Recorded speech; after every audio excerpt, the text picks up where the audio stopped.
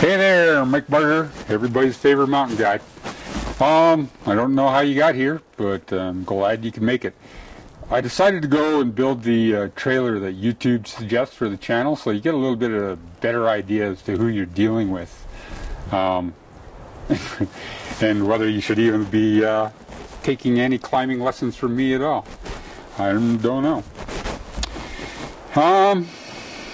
Let's see. Without getting into too much detail, I'll give you a bit of a background on myself. First off, I was born in this little mountain town of Banff, Alberta, Canada. Then at the ripe old age of 5, I was whisked away to the Yukon Territory.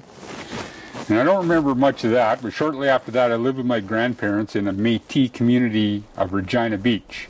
So if you're from the States, a Métis would be what you guys call a half-breed.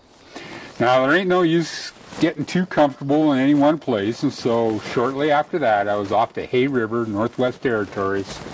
I went to a residential school there, and then I went to another residential school at Fort Smith, Northwest Territories. A whirlwind of several more schools, and the next thing you know, I find myself working on one of these things, drilling rig. So I'd spend the winters, 7 winters in the high Arctic on the islands, and then the summers going from one flea bag hotel to the next. Through a series of haphazard events, I ended up becoming a mountaineer at the ripe old age of 21. Calling myself a mountaineer might be pushing it a bit. I climbed a few peaks around Lake Louise, but I really didn't get into climbing, like technical climbing, till some rig hand's girlfriend broke my heart in Squamish, and I was sitting underneath the chief looking up, and all of a sudden what I find was some climbers up there. So with my broken heart, I decided that's it. That's what I'm going to do.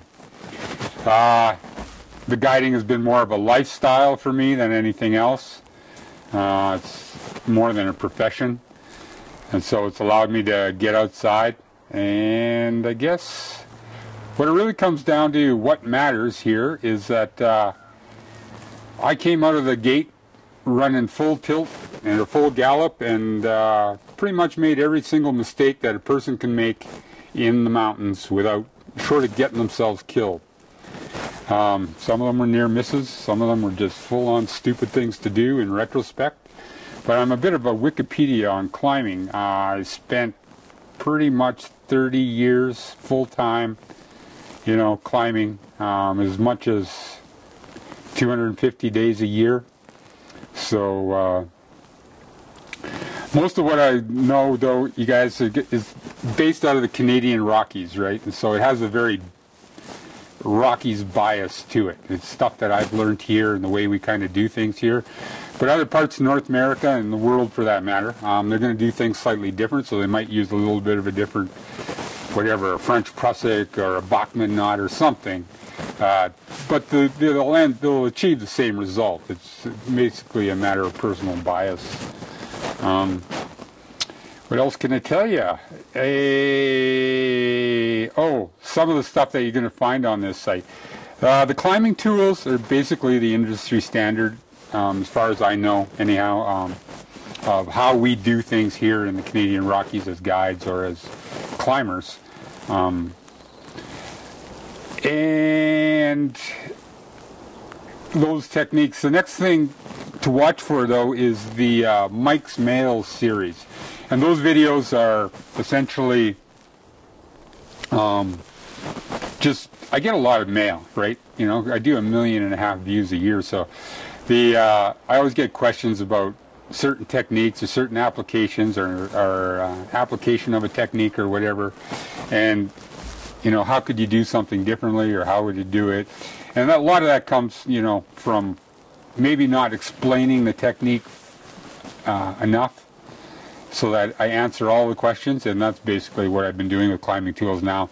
Some of them are 5 minutes long, but some of them are 25 minutes long or a half an hour, because simply I want to be done with it, right? I want to answer all your questions on those so that when you ask about a certain knot or a certain application or a certain technique, it's a done deal. Okay? And Mike's Mail allows me to be a little more creative, and if I miss something and I get a recurring question, then Or if I get a question that's just plain interesting and it's something that I can shoot reasonably, you know, without having to hire a whole set or a crew, then yeah, I'd be glad to do it. Okay? So, anyhow, oh, and there's the Mike's gang sign, so when I see you out the crag, we don't have to come up, shake hands, and say hi, just give me the Mike's Mail gang sign. You can do that. Alrighty, so hasta luego, and take care, and I hope you enjoy the videos. There'll be lots more coming up this summer.